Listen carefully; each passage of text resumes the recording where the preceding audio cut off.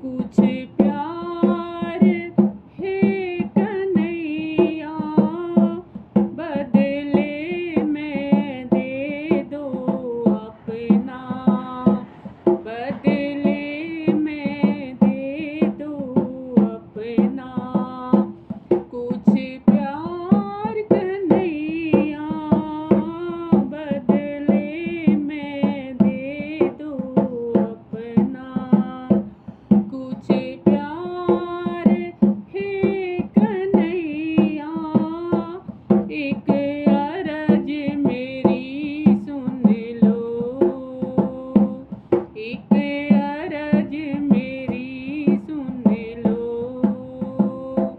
दिलदार है कन्हैया, एक अरज मेरी सुन लो, कर दो अधम की नैया, कर दो अधम की नैया, भव पार हे कन्हैया, कर दो अधम की नैया, भव पार हे कन्हैया, एक अरज मेरी सुन लो, एक अरज मेरी सुन लो, दिलदार है कन्हैया, दिलदार है कन्हैया, एक अरज मेरी सुन लो, एक अरज मेरी सुन लो। दोस्तों, ये था मेरा कृष्ण भजन। पसंद आया हो लाइक शेयर सब्सक्राइब जरूर करिएगा। अगले वीडियो के साथ, अगले भजन के साथ फिर मिलती हूँ। तब तक ढेर सारा प्यार। धन्यवाद। Thank you.